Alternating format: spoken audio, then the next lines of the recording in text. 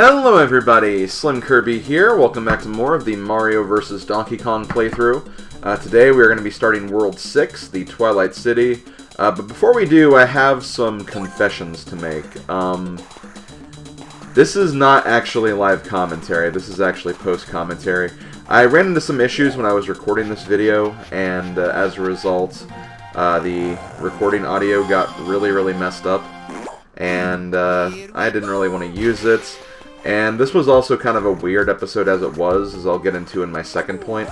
So as a result, this is post-commentary, and to basically kind of flow nicely with the game footage, since there was a lot of times I was like cursing up a storm, or I had to stop to explain something. I kind of just kept the successful runs of all the levels. And yeah, that's why you'll probably see, maybe not perfect gameplay, but basically deathless gameplay for these next couple of levels. So yeah, that's pretty much what happened there.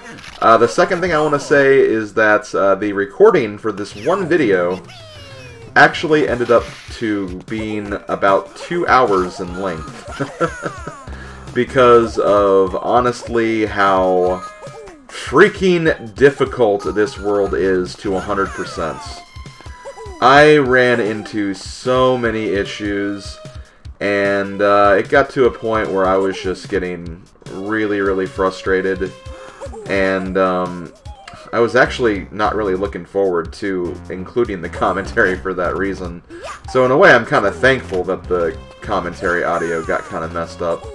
But still, if that does kind of ruin the immersion a little bit, I do apologize, but I feel like this is actually going to be better for, maybe not even this video, but even just for this playthrough in general, because this game is kind of really hard to do live, I find, because unlike Donkey Kong 94, like, there are some difficult puzzles in Donkey Kong 94, but due to the general, like, look and feel and flow of this game, I feel like it's easier to stay consistent with Donkey Kong 94.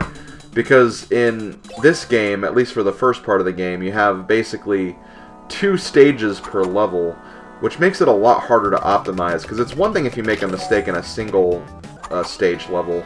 It's like, okay, well, I'll just retry it again. You know, big deal. But, you know, you can succeed at the first part of the stage and then screw up in the second part, or you can succeed at both, but then find out, oh, I should have optimized something in the first stage better. There's just a lot of different factors that can go into trying to get the high scores, which is why I personally, for those who want to check out this game and play this game, I'd almost recommend not trying to 100% this game, at least for your first go-around. And, like, even if you, like, do finish the game, you can always just, like, go back to revisit levels and try again later. That's honestly probably the best way to do it. It's probably not smart to, you know, just kind of try to go through the game and perfect it as you go. Because, you know, as you go through the game, you'll probably learn, like, new techniques and, like, all the different time saves you can use with jumps and stuff. So it is probably better to, you know, not go for the 100% high score completion from the get-go, and that was probably my mistake when doing this Let's Play, if I'm being honest. I probably should have handled this much like I handle the NES Remix projects, because even I kind of had trouble with those when I was starting those. But yeah, that's pretty much my spiel. Sorry again if, again, your immersion is kind of messed up, but I'll try to go through, like, all the different things we're doing and all the different mechanics and everything like that. As far as Twilight City is concerned, the main gimmick that you'll notice from this world is you'll notice those multicolored lasers. Basically, there are red, blue, and yellow lasers. They don't really correspond with any of the buttons. They just basically fire continuously, where it's like one color fires, and the next color fires, and then the final color fires, and then it goes back in that same order over and over and over again. So they're pretty basic. You can actually block them with some of the other colored blocks, as you can see right there. And the lasers also give you a little bit of a warning when they're about to fire, so you can kind of, you know, just get one last second to kind of fix your position and everything like that. That's really the main gimmick, though, for this world. There's not really a whole lot to say beyond that. A lot of the other things are pretty self-explanatory, or they're variations of gimmicks we've seen in other worlds as well. So we've already completed the first 2 stages with the high scores. I'd say that those two levels are probably, well, as you might expect, two of the easier ones, because they are kind of basically teaching you, like, how to get used to the game and everything, or how to get used to the mechanics of the world, and I think these stages do a good job of doing that, honestly. So, no complaints from me. So next up we have level 6-3. This level will introduce these guys. These guys are kind of similar to the cymbal-banging monkeys. I think they're a little faster, though. And they're kind of utilized here in a kind of a interesting way, I think. So for this level right here, this is actually kind of interesting. The main goal of this level is you need to get both the monkeys on top to be desynced. Because in the top area, you need to have one of them... pardon me if I call them monkeys. Just because, again, that's what they kind of are in, like, other... the other variations of these are monkeys. But these robots, these are robots, actually. But yeah, like, you have to kind of, like, get them off sync so you can get them in the second and third areas. So you can get up to the key, and then grab the key and go over here, put it in the lock, and that's pretty much that level in a nutshell. You can also kind of sequence break the middle part a little bit by doing a somersault up to the main area. To where the top area, anyway. Sorry if that wasn't clear enough. But yeah, for the second part of this, this is a pretty simple kind of just like get to the end. I like when the stages are like this, because you don't really have to think about doing too much, just kind of trying to optimize your speed, and you know, you don't have to worry about backtracking as much. I find levels like that are the most annoying to optimize, where it's like you have to climb up for a bit to get a present to go back down to then alter the stage in the way it's supposed to be altered. That's the stuff that really, really makes this game drag. And, you know, I'm going to go ahead and say this. I could be knocking on wood, but I want to say the second half of this game, even though it's probably harder from a difficulty standpoint, I think it'll be less tedious to 100%, if that makes sense. Because I think that you don't have to do 2 levels per stage anymore once you get to that point. I think. That's what I kind of remember. I remembered the first part of the game really dragging, but then, you know, kind of warming up to the game in the second part of the game. Which, yeah, I'll go ahead and say it. There is a second part to this game.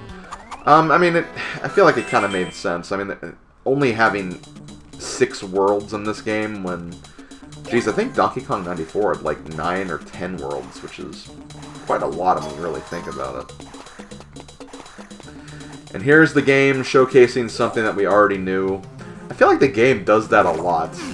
It kind of has Spyro syndrome in a sense, which I feel like I already mentioned that in this project at some point. But yeah, kind of you know, showing you how certain things work, which they are helpful things. It's just that there have been levels where we had to do that already. So it's kind of like, well, why are we learning this again? Duh, we already knew this. But yeah, that present that we got right there, I don't know if that's the intended way to get it. I feel like it kind of maybe saves some unintentional time by doing that. I think you're like supposed to hit that switch down there to go up and then go back down and hit the other switch to get the other thing. I think anyway, but you can sequence break that pretty easily by just doing a very short hop off the pull-up bar. It's kind of scary because, again, the hitboxes in this game, I find, are actually pretty, they're pretty tight. And as a result, it can be kind of unnerving to make a movement like that because, you know, without realizing it, you could be hitting the laser and getting fried, and nobody wants to get fried by a laser. I know I wouldn't. But yeah, that's pretty much that level, or at least that half of the level. And again, like I said, I'm just really looking forward to at least checking out the second half of the game. I might try to like copy my file and do a little bit more practice with that world, or with the bonus worlds, because I don't feel like I did enough practice for this game beforehand, because there were just some worlds that really, really caught off guard, or caught me off guard when I reached this point of the game. I mean, I kind of expected, like, World 5 for it to be kind of difficult, along with World 6, but when I was having issues with World 4, and even World 2 to an extent, I'm like, okay, well, maybe I was not as adequately prepared for this game as I thought I was. But again, that just kind of comes from me, like, playing so much Donkey Kong 94 when I was younger. And again, I'm sorry I talk about that game a lot, but it is one of my all-time favorite Game Boy games. And, you know, this game is pretty much a, kind of a successor to it. Although I wouldn't say it succeeds at anything. Nah. I mean, I'll give the game credit where it's due. I mean, I do think there are some aspects of this game that are pretty fun. And, like, I think it's definitely a fun game if you just try to avoid going for 100% right out of the get-go. I say just kind of play around with the game, and then if you feel like going for 100% afterwards, go for it. But otherwise, I don't think it's really worth stressing yourself out, so perhaps it's something that you shouldn't go for if you're just not feeling the drive to go to that point. But that's just me. That's just what I feel like anyway.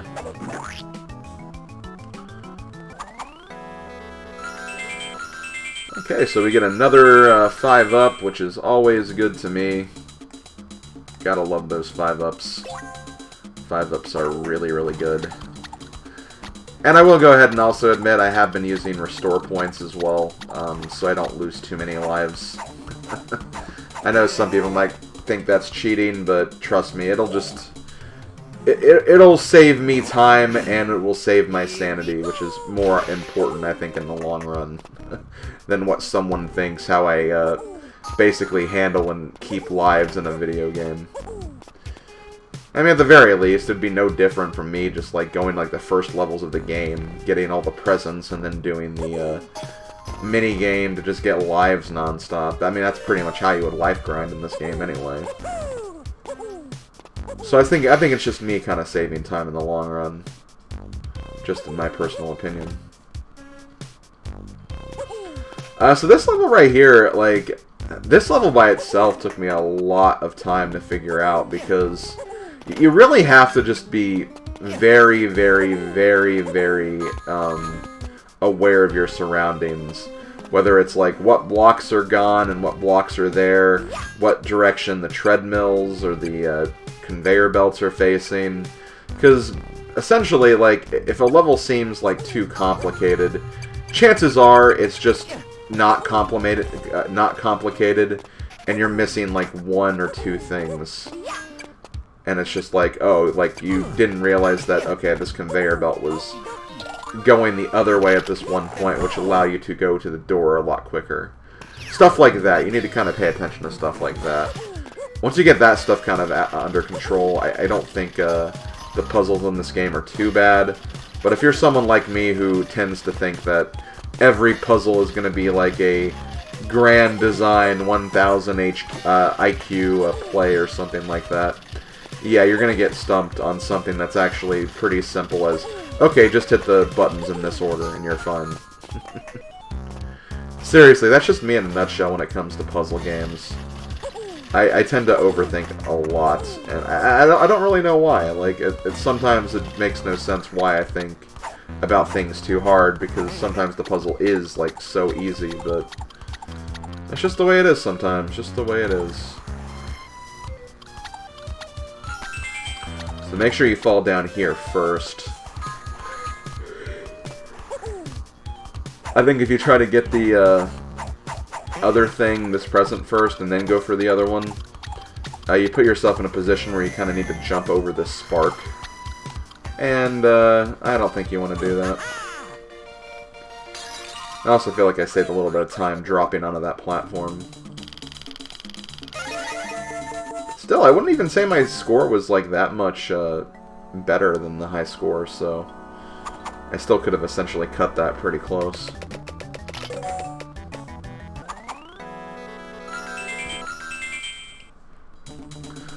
So now we're on level 6-6. I want to say this one also took me a ridiculously long time. Yeah, I think this one did, but I don't know, I feel like 6-5 took me a lot longer than this one. I think this was just a case where the first part is really, really easy, but then the second part has you doing something very, very specific, so it can kind of mess you up. Also, you can kind of sequence break this section a little bit. You don't have to ride that guy up the tail at all.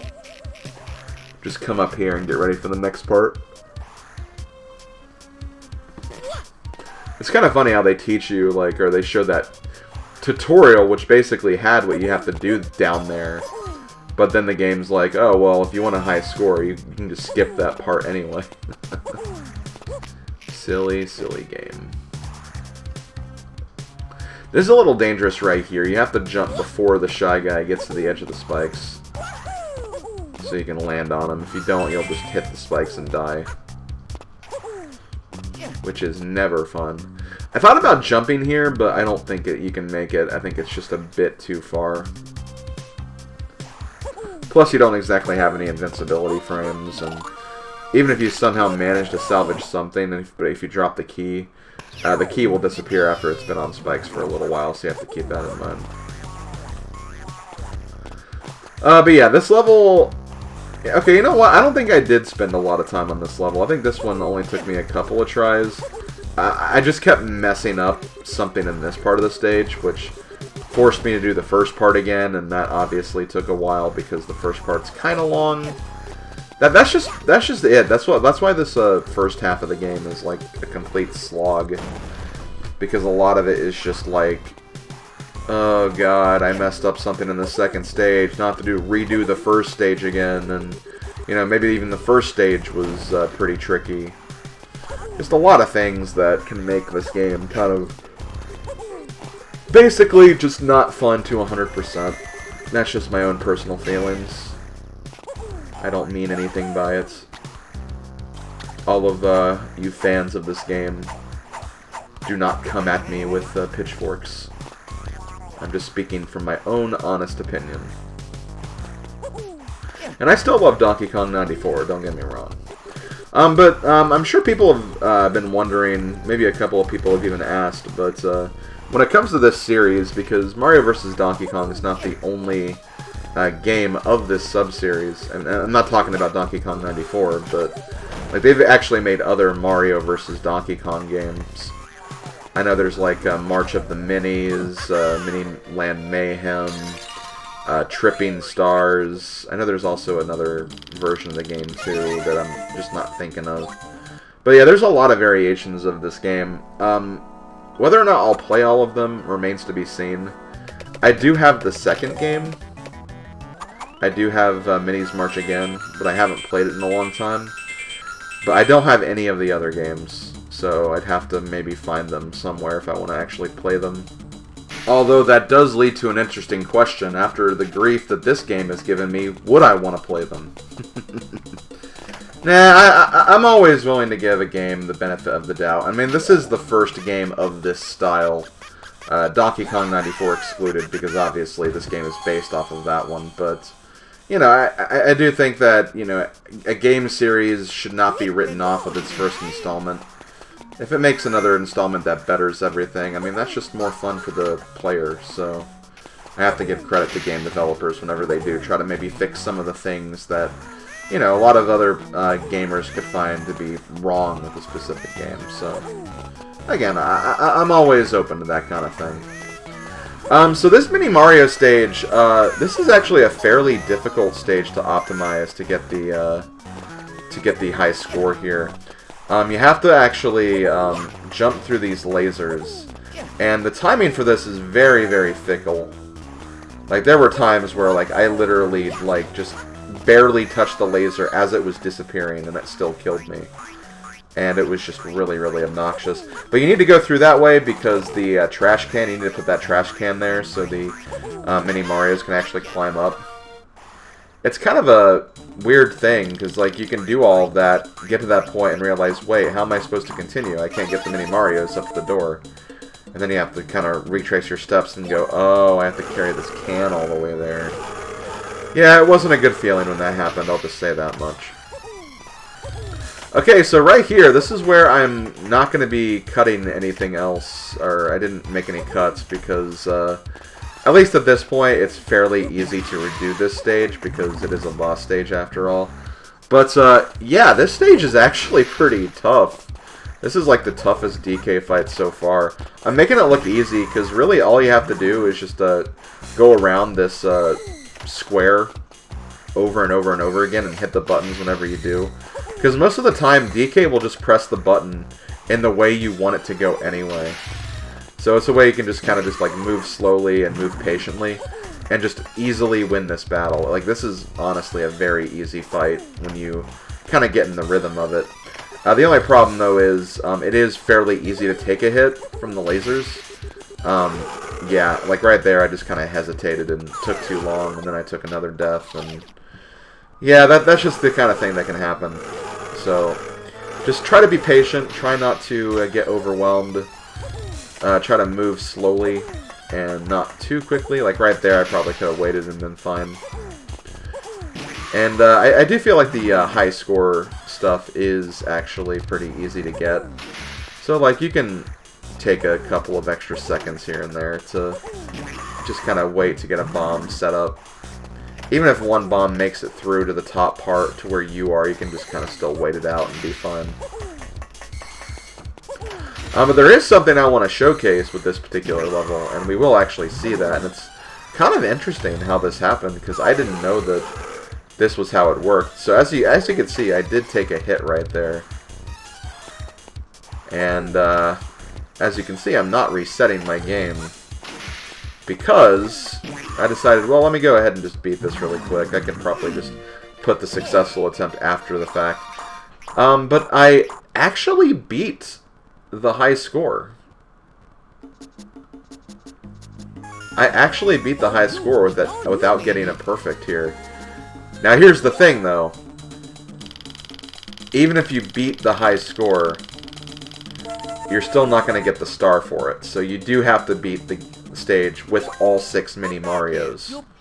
So please, please make sure you do that. Because if you don't, yeah, you'll have to redo it again anyway. And the annoying thing is, oh, okay, very quickly, I need to point this out. The Mario toys and the Toads are like just making fun of Donkey Kong here. Honestly, I hate that he's kidnapping Toads right here, but kind of deserved. Kind of deserved, if I'm being honest, because yeah, they were just laughing at DK. Like that's kind of sad. Like, he just wanted to play with some mini Mario toys. He didn't want to like cause any harm or anything.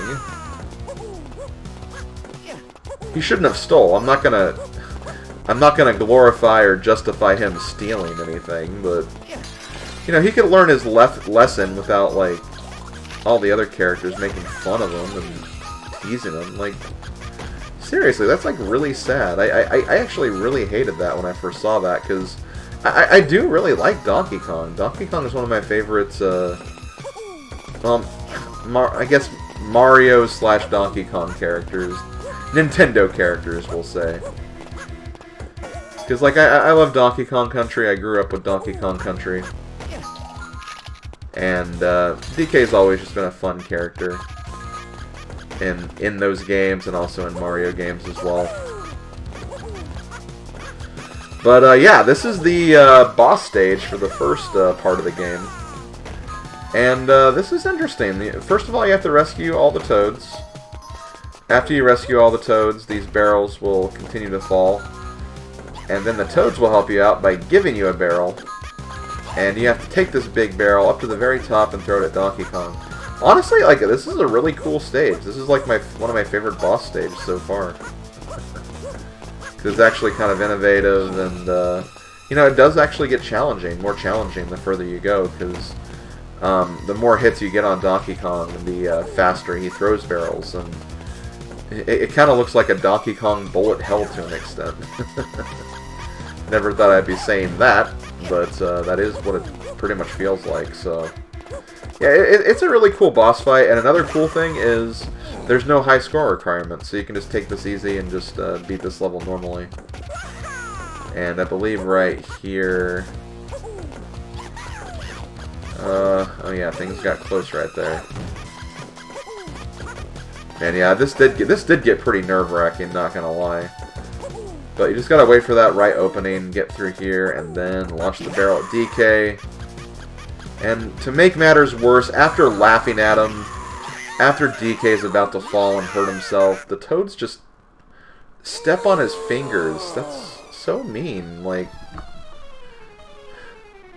I really sympathize for Donkey Kong right now. And yay, it's the game credits. It's not over yet, though. This is only the 6th video. Yeah, I do apologize if me saying what I did in this did kind of spoil that, but I don't know. I don't feel like any of you guys believe that it was going to end in this video. I mean, 6 videos doesn't seem like it'd be very long. Plus, I feel like the game kind of makes it seem like there's more going to happen because of, like, even like the stage select menu, the worlds like kind of extend longer than where the worlds actually are placed. Which still doesn't really matter. They still kind of add some other icons instead, but still, that's pretty much what they were going for, is that there are more worlds in this game. And we are going to be playing through them. This is not the end of the project. I'm not going to sign off or anything. But I will say that I am very, very happy the first half of the game is done. Like I said before, while I do think that the next part of the game is more difficult, it's difficult in a sense where the levels get harder, but they become less tedious to redo and redo again. Because again, you don't have to go through 2 stages for each stage. That's the part of it that makes the first part of this game honestly feel like such a drag, especially if you're going for 100%. And again, I say, don't do 100% unless you really, really want to. But let's go ahead and get back to the cutscene here. DK's falling. And he happens to fall into a truck filled with those lovable Mario toys that he wants so much.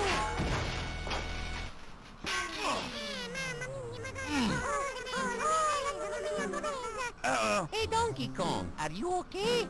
Yeah. Stop! Not again! Here we go again! Say hello, guys, to the World Plus levels. That's right, we have World 1 Plus, which is called basically just Mario's Toy Factory Plus. So yeah, that's pretty much what we got here. You can go back, you can play the final fight again, you can go back to the other worlds of the game. That's pretty much what you got here. But I'm going to go ahead and cut back to this boss fight so I can actually get the high score here. And then after we get this, I'll end the video. But yeah, I'm looking forward to the second part of the game. It should be interesting. It should be a bit more manageable to make it through. I'm honestly looking forward to it, just to see what it's like. And again, I do apologize if any of my like complaints or other comments I've made throughout this game have been kind of, I don't even know if I'd say I've really been that negative. I definitely try to give this game the benefit of the doubt. It's just that, you know, I think that in terms of a game of this style, I think Mario 94 just, or Donkey Kong 94, I think that game just does, I think, a better job overall in making kind of a Donkey Kong arcade adventure game. By kind of making it a bit of a puzzle game too. Like I also just really like all the unique worlds that you go through in Donkey Kong 94. Because like you go through a jungle, you go through an iceberg, a desert, you're on a frickin' plane and a boat at one point. A town, a forest, a giant rocky mountain. There's just a lot of really cool environments in that game. Well, this one only has basically the 6 worlds that we've seen already. But yeah, that's how I feel, and I think that's going to do it for this video. So thank you guys for watching. I'll see you guys when we reach the second half of the game when we start working on the plus levels. This has been SlimKirby. Thanks for watching, and I'll see you guys next time. Later, folks.